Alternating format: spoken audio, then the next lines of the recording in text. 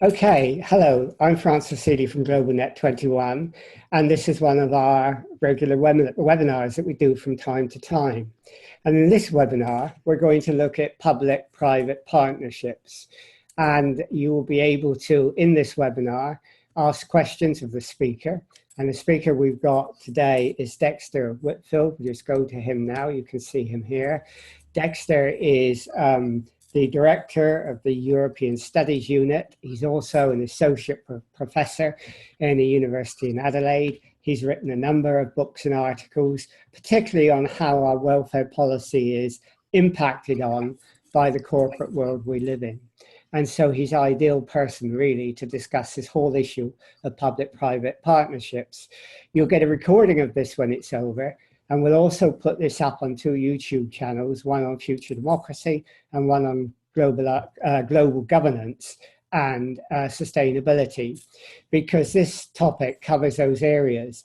It raises questions about accountability when you have private-public partnerships, who is really in control and how can you make them accountable? Raises questions of globalization when some of those private companies are global in nature. It raises questions of accountability in terms of whether politicians lose control.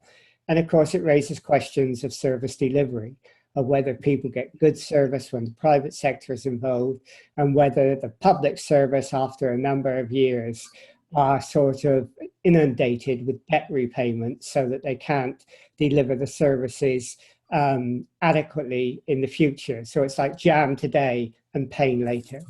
Anyhow, Dexter's going to go through that with us in much more detail and much more academic. Well, I hope not too much academic language. No, He's going to go through that with us now and with his PowerPoint presentation. So Dexter, thanks very much for joining us, and over to you. I'm director of the European Services Strategy Unit, which has been going for nearly 45 years, providing technical and public policy advice to trade unions, community organisations and local authorities. I'm also a visiting professor at Flinders University in Australia. I've also been involved in PPPs. I've written going back into the 1990s, and I've also written several books which have exposed the fundamental flaws in these projects. I want to begin by talking about a new global drive for PPPs in infrastructure, regeneration, and public services. Just as a bit of context, I mean, the G20 group of countries, the World Bank, the European Union, and the OECD have sort of combined together to develop a program for developing, particularly for emerging economies and developing countries, to ramp up the scale of PPP projects in those regions, particularly drawing on pension fund money, insurance company money, and sovereign wealth fund assets. They're doing this partly because and I'll show some the sort of decline in PPPs in recent years, and hence they want to, in a sense, reverse that decline and ramp up a new program. The focus of particularly the World Bank PPP project since 1991 has really been on economic infrastructure, in particular energy, transport, water and sanitation. But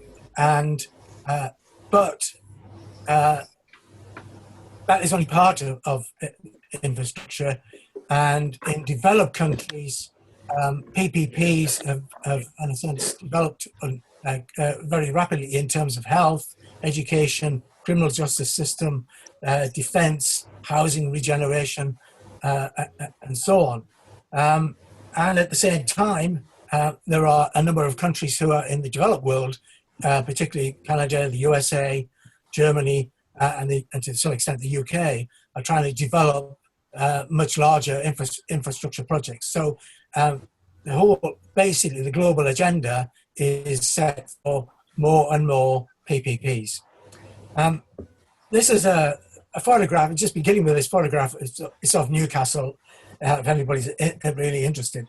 But there's a real danger that we are forced, this infrastructure agenda forces them to look at cities in terms of networks and buildings, when in reality, those buildings and networks are only part of a framework that help to provide economic activity, in which economic activity takes place, the delivery of public goods and services, democratic governance, and the achievement of economic and social justice.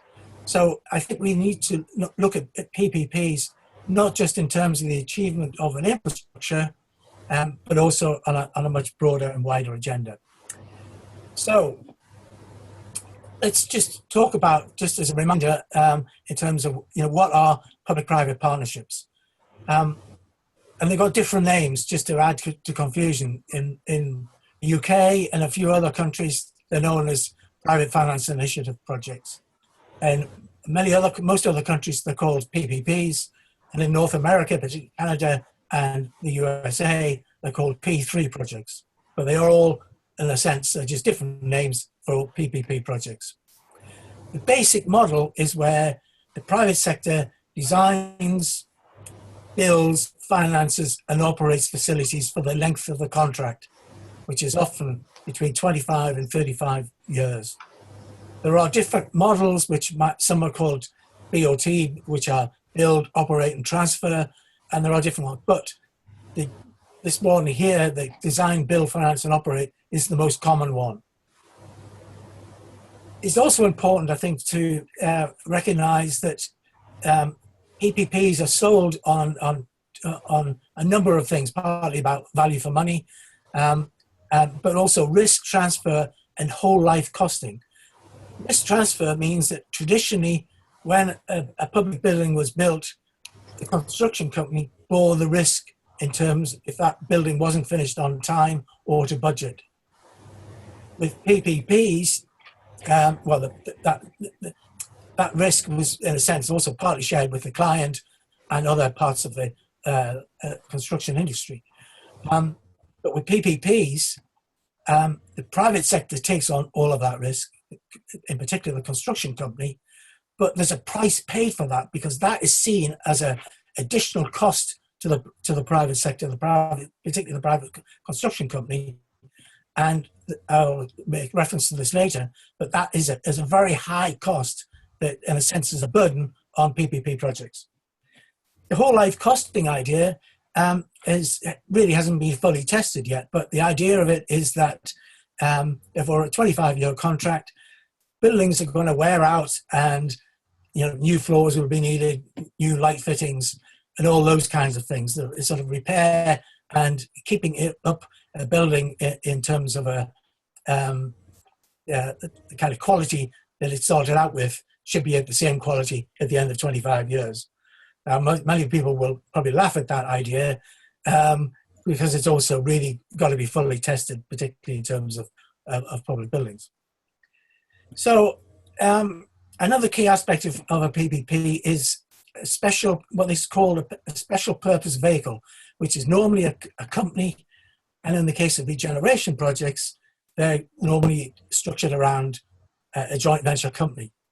But a special purpose vehicle is, in a sense, a private company in which the bank, the construction company, the facilities management contractor have shares in the equity of that company.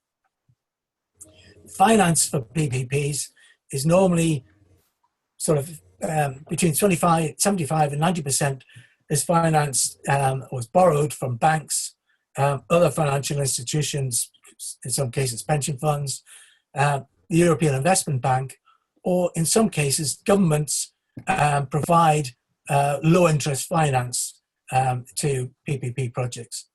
And the remainder of the money, the 10 or 25%, is in a sense financed by the shareholders in the PSPV. One of the way that PPPs have developed, and particularly in terms of the scale of PPPs in Britain, was that they evade their advantage, if you like, if there is an advantage, they evade public borrowing rules. In other words, all the money the capital expenditure which is used to build buildings or create new networks, transport, roads, and public transport, etc., that doesn't appear as a public debt because it is considered a private debt. But I'll make some reference to that again a bit later on as well.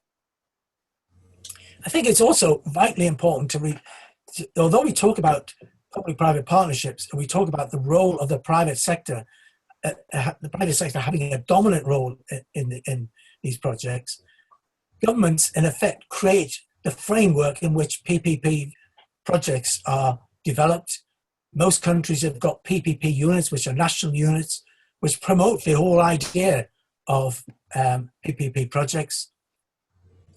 Governments provide, in many cases, subsidized loans. They guarantee repayments. Once a contract starts, particularly in Britain and most other countries, and you take out a 25-year PPP contract for a hospital, the contractor is guaranteed repayment over those 25 years. The NHS Trust can't just turn around after 15 years and say, well, we're not going to pay anymore. That is set in legislation that, the contractors and the SPV or the PPP companies are repaid. As I said at the beginning, there is a global drive for PPPs, and all the organizations like the World Bank, the G20 group of countries, OECD, but in particular the World Bank, have set up a whole series of mechanisms whereby they provide design, preparation, finance, advice, best practice, toolkits for what they call bankable projects. And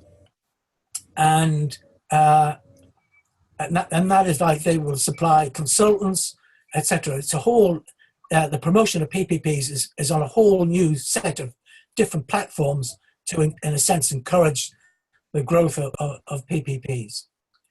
Having said all of that, I think it's also important to remember that public investment is still the most dominant form of building new infrastructure.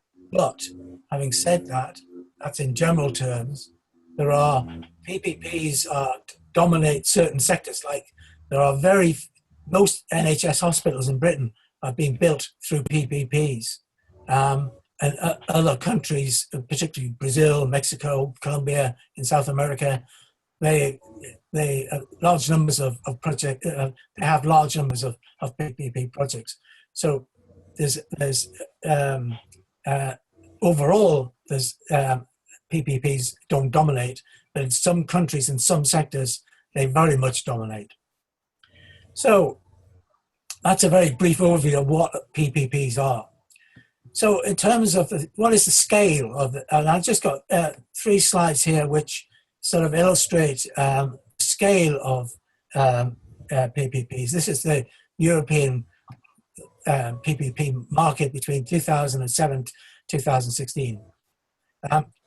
The red line going across in a sense coming down and then slightly going up again on the right hand side is the number of PP projects within Europe, and you can see how from 2007 there's basically been a decline, particularly impacted by the global financial crisis.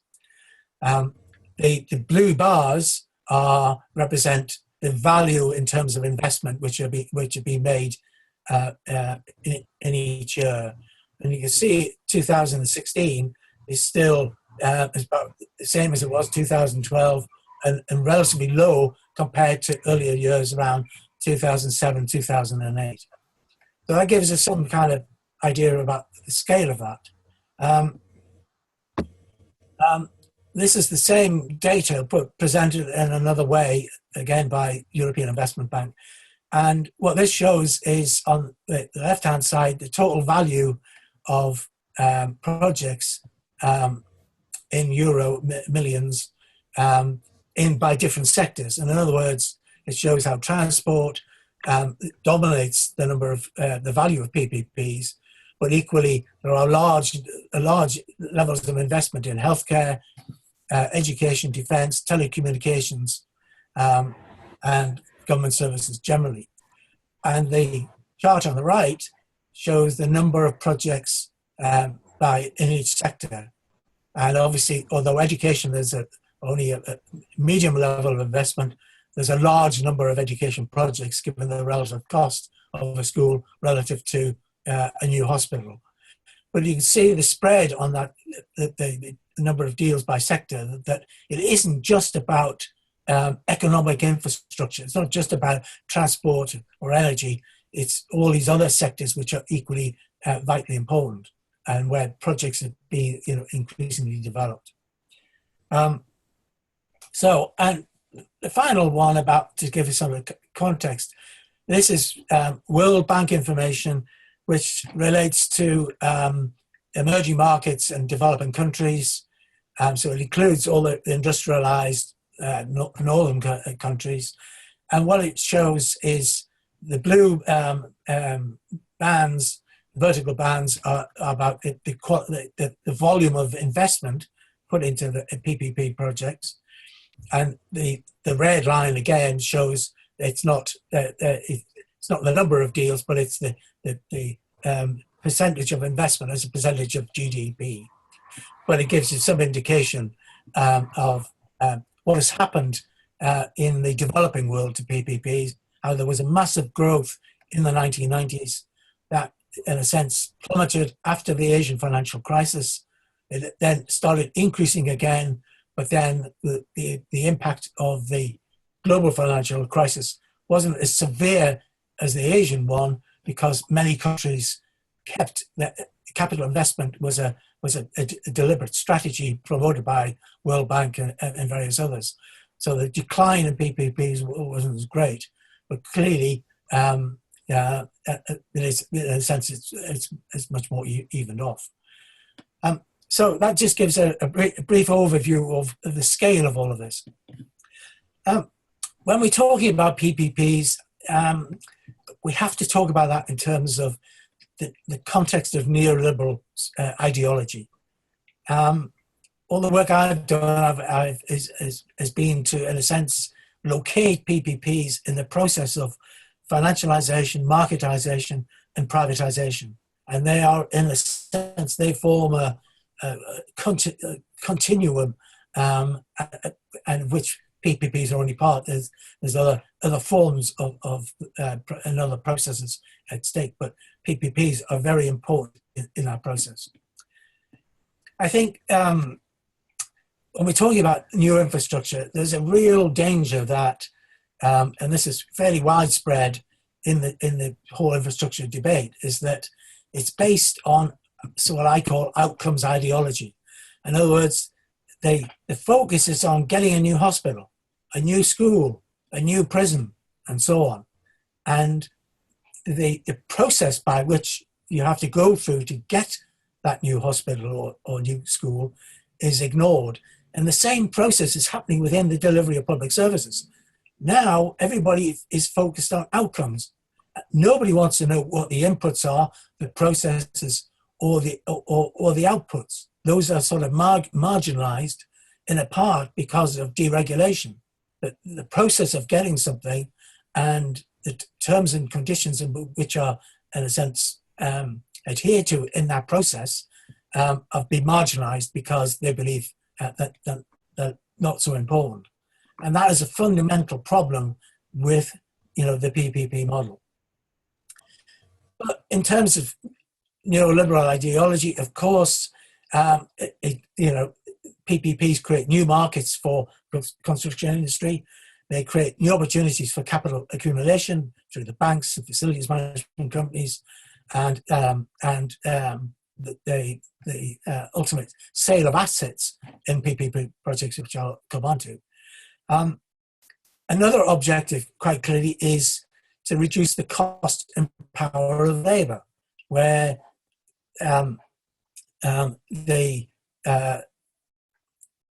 basically PPPs are developed and designed in such a way in which the labour is less important, and where in some cases staff transfer from the public sector to the private sector. They're in a sense supposedly terms and conditions are guaranteed by European legislation, but there's big loopholes in that legislation, and there'll even be bigger loopholes if Brexit goes ahead, and private contractors can change terms and conditions after a few months, and there's lots of evidence of that happening. And I suppose the ultimate objective within that neoliberal framework is basically the attempt to reduce democracy to a sort of partnership between the state and business. And in one way, PPPs personify that relationship. And of course, the ultimate objective is to create the conditions to increase private ownership, not just of infrastructure, but, and a point I will keep on making, it's not just about infrastructure, it's also about the private provision of public services as well.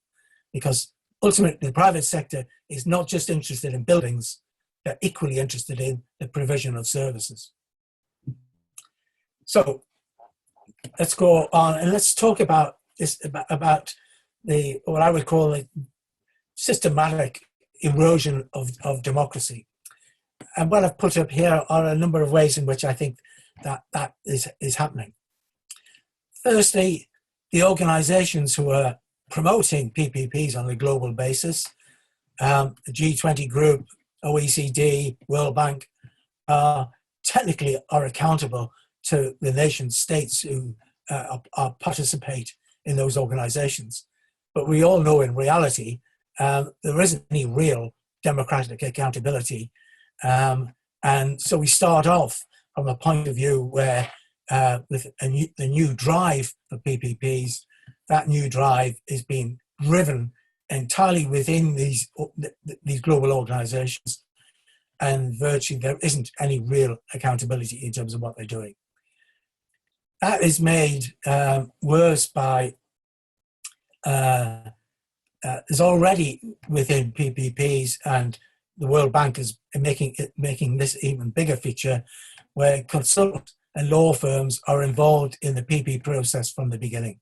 And that means they're involved in the planning stage, they're involved in options appraisal, the development of a business case, and they're involved in the procurement process up to the point of award of a contract. And when we're talking about consultants and advisors, we're really talking about the big firms like PricewaterhouseCoopers, KPMG, E&Y, and Deloitte, and others. So none of these organizations are accountable, and they have a very important or very critical role in the development of PPPs. We also have PPP companies, like the special, or otherwise known as the special purpose vehicles, which are owned basically by the big construction companies and the big banks. So they're small, relatively small private companies, but they're owned by the big corporations. But because they're private companies, there's also problems about accountability there. Another important point is that PPPs started out with saying these are entirely private ventures, and the state is the client, but the state isn't really involved and doesn't, there's no sort of financial contribution that the state makes. But what has happened over the years, what we've seen is the growth of corporate welfare, whereby the number of guarantees that are made by governments, partly through the provision of low interest loans and tax concessions and so on, that these decisions are made, but they're made in secret, and there is no real accountability for those decisions. So the private sector is getting financial support through what I call corporate welfare, but again, that is not accountable, and it's just made within the secrecy of projects. At one level, people will say, well, we've got local authorities, we've got government departments who control these projects. But in reality, the projects are so complex. I mean, contracts run to thousands of pages. So how can a local councillor read all of that and never mind read it, but actually understand it. And that is, it's very, very difficult. So my point is the complexity of these projects limits actual knowledge. And you need the knowledge to be able to challenge those kind of projects. And if you don't have that knowledge, then it's the reason why most of these projects sail through particularly local authorities, NHS trust boards, because the people who are supposed to ask the questions don't, because the projects are so complex, they don't know what the right questions to actually ask are. And that has a major impact in terms of lessening democratic accountability.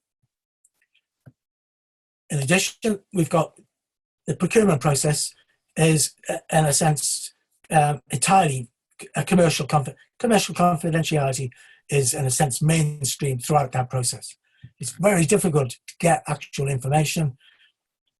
This applies to small outsourcing contracts in local government or the NHS, but it applies even on a bigger scale to PPPs, where getting sensitive information about an options appraisal or a business case or the amount of corporate welfare that's being given to the private sector, becomes commercially confidential, and it's virtually difficult, it's virtually impossible to actually get hold of it. I'll move on quickly. There's also minimum citizen and staff involvement in these projects because they're driven basically by the client wanting a PPP project, but also being, in a sense, the consultants and the law firms play a very dominant role in driving that agenda and producing, options appraisals and business cases. Once projects are operational, the whole saga of monitoring, in fact, there's been a very lack of monitoring and overview of projects. So the information in terms of what's been happening as the number of people, is now something like, it's been all told, about 800 PPP projects in Britain, and the global leader in terms of the scale of PPP projects. But the knowledge that we have about the monitoring, what goes on within those projects, how staff have been treated and so on, and how projects have been, whether the contractors have been penalised for financial, in terms of financial deductions for poor quality services and things. All of those factors are not really widely known. And to bring in a further dimension to this whole, in a sense, decrease in democratic accountability, there is increasing offshore ownership and control of the PPP companies, which I'll come on to a bit shortly, but that has major implications. And the two final points I would want to make is that all of those things accumulate together, and what we, in a sense, end up with is a fractured public provision, because we've got some public provision, we've got some provision through PPPs, there's joint venture companies in regeneration areas, and so on. There's different kinds of public-private partnership models that are going on. And that fractures public provision. And ultimately, that leads to a loss of public sector capability.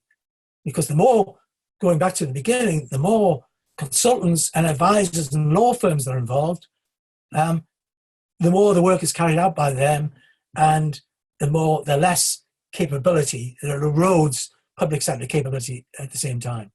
And we see that very clearly within as a result of PPPs. So, financialization further erodes democracy. And research that I've done over the last,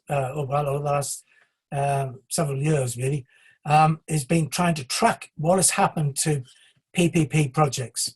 And what basically has been happening is that the equity in PPP companies has been sold on. So a contractor in a hospital where you might have a construction company, the bank, and a facilities management company owning different levels of shares in a company, say for the sake of argument, they've each got a third of the shares, then what has been happening is that they've been selling that equity onto others. They've been selling it mainly onto newly created infrastructure funds. And so the top line there shows that equity in 980 project companies have been sold at a cost of £9 billion between 1998 and 2016. The most important thing about this is that the average annual rate of return, admittedly on a sample of over 200 projects, the average rate of return was 28%. And that is phenomenal return in comparison to other ways of accumulating capital.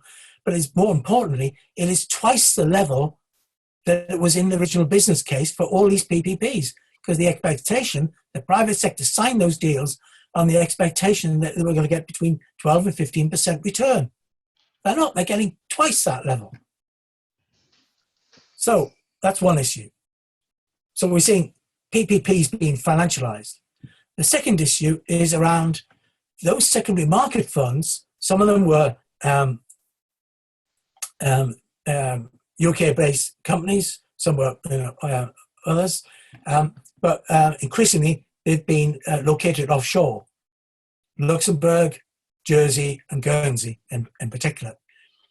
And between 2003 and 2016, where these funds really started accumulating assets in PPP companies, the funds themselves were being sold. So a firm might start a fund, an infrastructure fund, and then that was sold on. Superior, which is one of the big funds, that was sold on 3 or 4 times by land. So it was bought by Land Securities sold to somebody else, and then so it was sold on eventually and ended up offshore. Same with John Lane Infrastructure Fund and so on. So basically, we've seen 33 funds sold, and they're involving 1,150 different projects, another £8 billion cost. And at the moment, and recent analysis shows that 9 offshore funds own between 50 and 100% equity in 334 UK projects, PPP projects, which is 45% of all the projects in the UK. So we're seeing the growth of offshore infrastructure funds basically having a very significant role in PPPs. And the importance of another important factor of that is tax avoidance. 5 of those funds I tracked over a 5-year period. They made £1.8 billion profit, and they didn't pay 1 penny in tax. So they're offshore for a reason.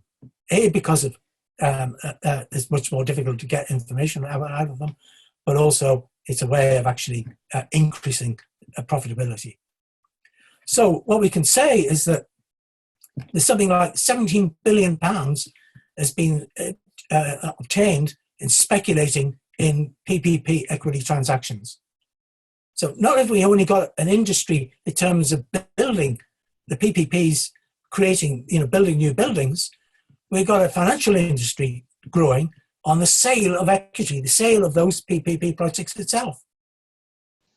And as I argued at the bottom here, it's about 3-way profiteering, because the infrastructure funds, the offshore infrastructure funds, have also got also give out between 6 and 8% dividends to their shareholders, who tend to be the rich and wealthy, of course.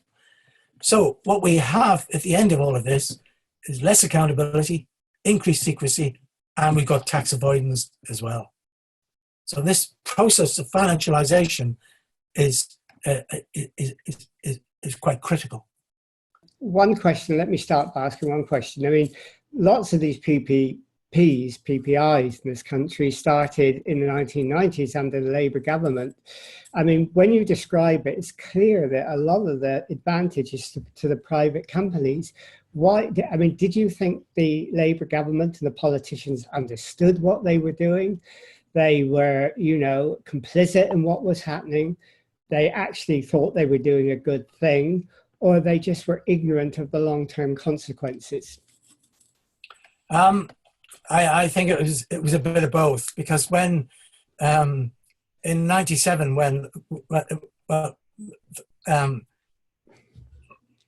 um, when Labour came into power, they set up an inquiry called the Bates Inquiry.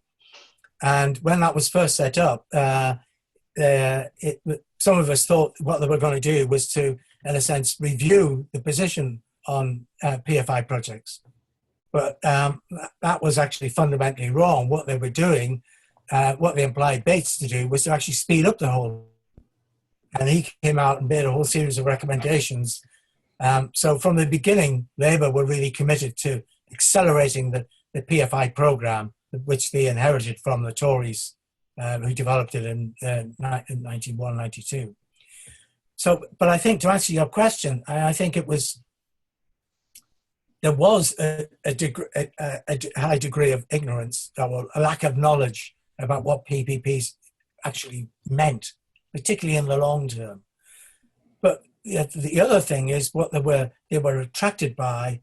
They could accelerate infrastructure by relying on the private sector, and that debt didn't appear on the public sector books. And that was the advantage. And at the same time, when Labour came in '97, they, in a sense, were, in a bit of a financial difficult position, but they, in a sense, they restricted capital expenditure themselves, which in a sense were forced into PFI. And in a sense, PFI became known as the only show in town. And so I was involved in various options appraisals at that time, and it became a joke because it became to the point where if you wanted a new school or a new hospital, you carried out an options appraisal and a value for money, and you had to come out with the right figure, or you wouldn't get the new school or you wouldn't get the new hospital. So options appraisals and value for money were constructed in such a way that they did just the right answer. And of course, that led to a bit of delusion in the process as well. The opportunities for the big financial institutions, the hedge funds, the insurance companies and all that, to come in and take advantage of Gordon Brown's PPP are just too big a target for them to actually pass up. And the result has been that they've managed to asset strip a lot of assets out of the NHS, which is my particular interest, or out of transportation and other sectors. And I think that's just fundamentally wrong in a democracy. We got undemocratic results from an undemocratic process, as far as I can see, Dexter. No, I agree. I think there's the whole process is intended, it's designed, and in a sense, marginalize scrutiny and accountability, and marginalize citizen and public sector staff involvement, and so that what is being created is a process which is virtually privately controlled, and it operates through private decision making. That's right. And where the public sector is involved, it's presented with at the end of a procurement process, you have a full business case, which is a hefty document. You've got a draft contract, and how can the only people who really know anything about that are one or two senior officers who've been from the public sector who've been involved all the way along, and the private sector, the lawyers, and all the different consultants who've been involved through the process. Yep. And elected members haven't got a clue. And I've heard. Sorry. No, I was going to say, do you think, there's a lot of criticism of private-public partnerships, but do you think there's a criticism or an implicit criticism of our democracy that's set up for 5-year elections? And some people want direct democracy. They want, even yearly elections, Chartists did. But when you have short-term elections, politicians will go for short-term gains. Now, how do you equate the democracy that goes with short-term gains with the sort of decisions you've got to make over the long term, which you've been talking about in terms of public-private partnerships? There is another way of doing this, and there's another way in which, is about public sector involvement. And what I would argue is that what we need is a radical public sector strategy which is based around public investment, and that we go back to the days when public buildings, public transport, and all other kinds of infrastructure projects are financed directly by the public sector. That model is, in a sense, is a very good model, and compared to a PPP model, it's a brilliant model. And so we need to go back to to that. And just as a point of interest, the National Audit Office did a study a couple of years ago, and they showed by looking at whole government accounts that the cost of capital for the public sector investment was half what it was what the private sector were charging for their investment. So there was a massive gap between public and private investment just on the cost of capital alone. So, so we need a few other things as part of all this. We need what I would call a new public design and procurement process.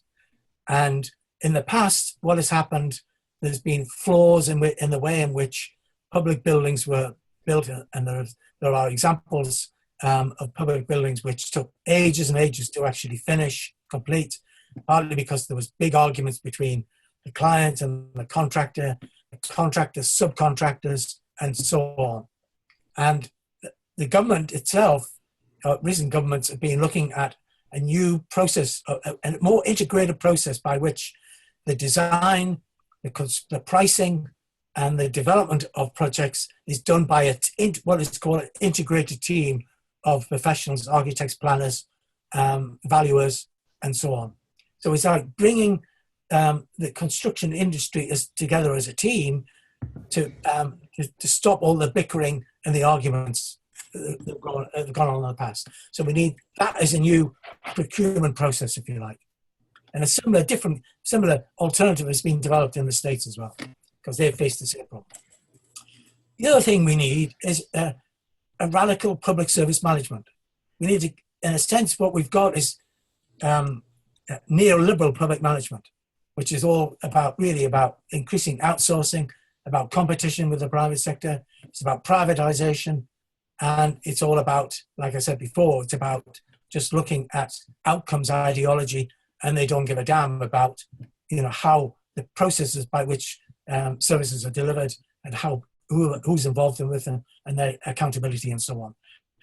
So we need a new form of public service management, which is, I've partly written about and others have as well.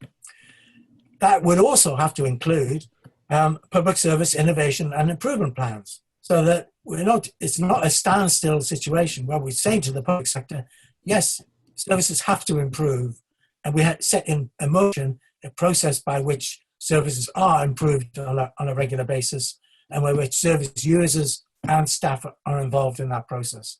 And it draws on the innovation and improvement, ideas about improvement that exist within the public sector. What neoliberal ideology is to say regards the workforce and the service users as not having any ideas at all. And it's, the ideas have got to come from senior management or consultants. We need to, in a sense, reverse all of that.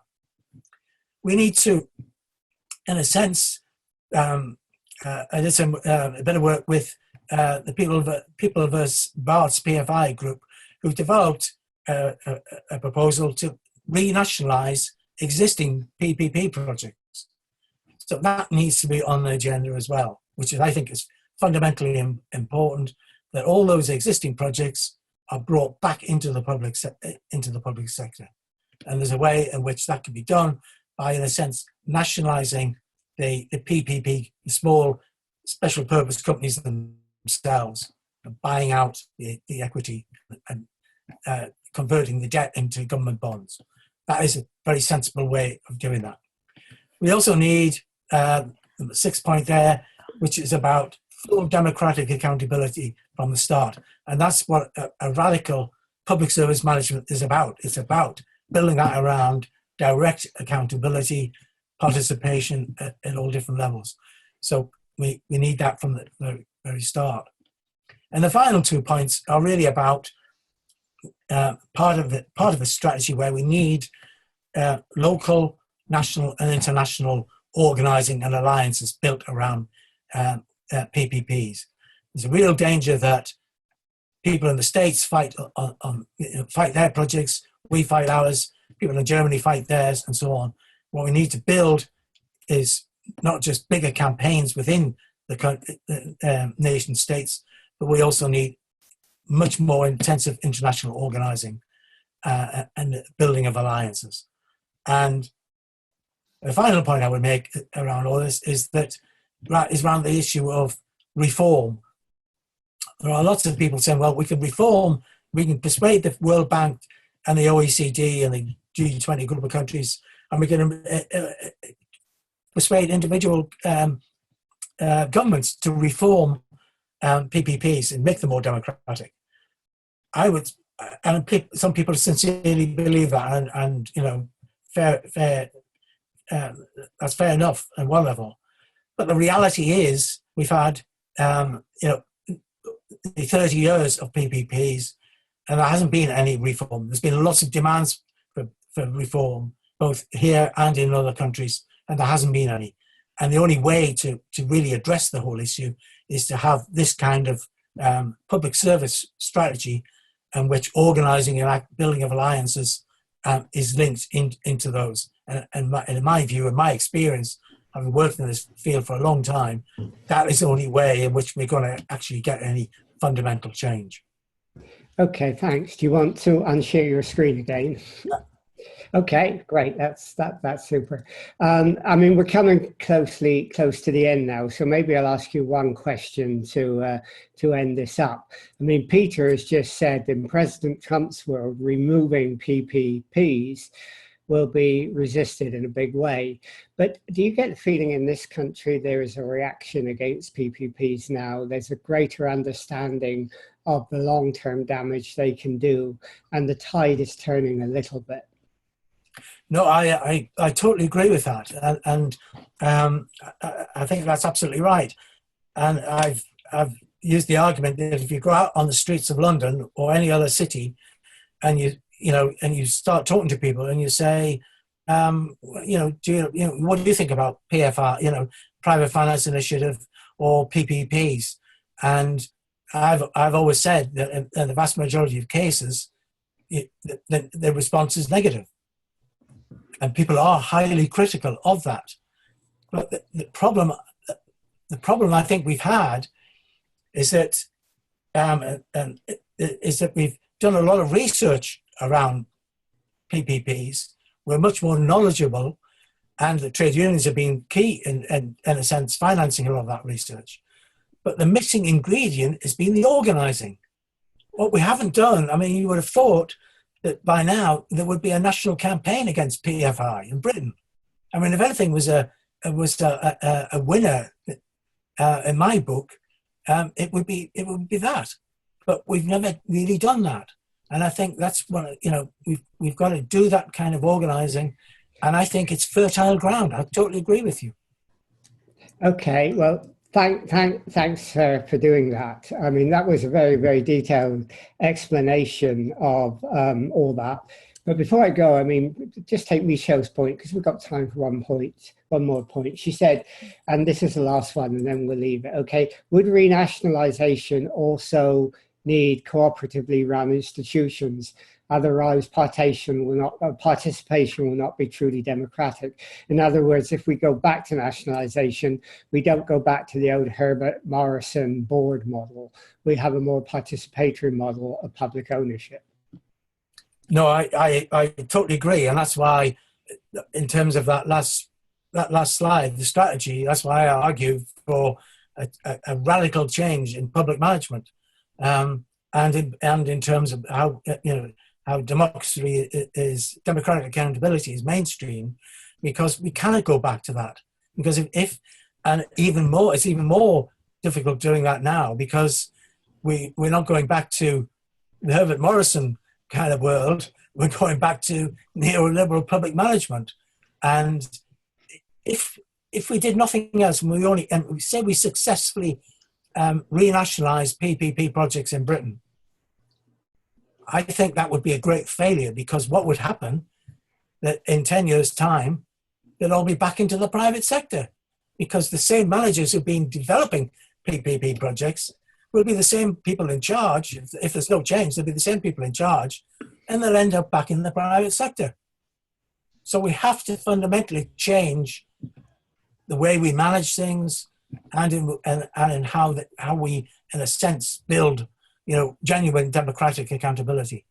I mean, Fong asked, what actions have there been, or what evidence is there that change is taking place? Do we have any evidence of that? In terms of PPPs themselves, as I said, there's been attempts to reform or whatever, but they've been very marginal and really not in the public interest in any way whatsoever. It's basically in the interest of the private sector. In terms of changing, new public management and these things, I mean, it's there's been a lot of interest in the renationalisation proposal which came out of the London Group. There's been an increasing interest around new public different form of public management, and I think the time is now ripe to really develop much more detailed proposals. So I think there was a real opportunity now, and in particular, I think the success of Jeremy Corbyn and that manifesto, which actually did talk about renationalisation, is in a sense put all that on the agenda. And I think the real task now is not just with PPPs, but that wider renationalisation, that we do that, or we argue for that, and we develop the case for that in a much more rigorous and solid way, so that we're not just going to repeat. What we don't want is another cycle of things going out to the private sector. Okay, well thanks very much. I mean, Fong asked again, what can we do to contribute to change? I won't go into that now, and maybe what we could do is do a Facebook Live interview with you, Dexter, if you were willing to do it, where we look at that, and the question will be, what can we do to make a difference, rather than explaining what you've got now. It would be lovely to have an interview on that, if you'd be willing to do it. It'd be a 10 or 15-minute interview, yeah? Yes, If we could do that. If we could do that, that would be a great follow-up. Okay, well, thanks, Dexter, for doing that, because that was fantastic explanation. It will make a lot of people think. One of the things we were saying with Linda Corsher about trade deals, the trouble is people don't get involved because it doesn't sound sexy. No. And, PPIs don't always sound sexy either, and you've got to find a way. Yeah, we got to find a way of getting the message over in a way that attracts people to the negative side of what's happening. And I think you've done that really well tonight. So thank you very much. And this will be recorded. Don't go away yet, but this will be recorded, and is being recorded. It will go out to you all, and it will go on YouTube. So thank you very much for joining us. And we hope we'll see you at the next webinar.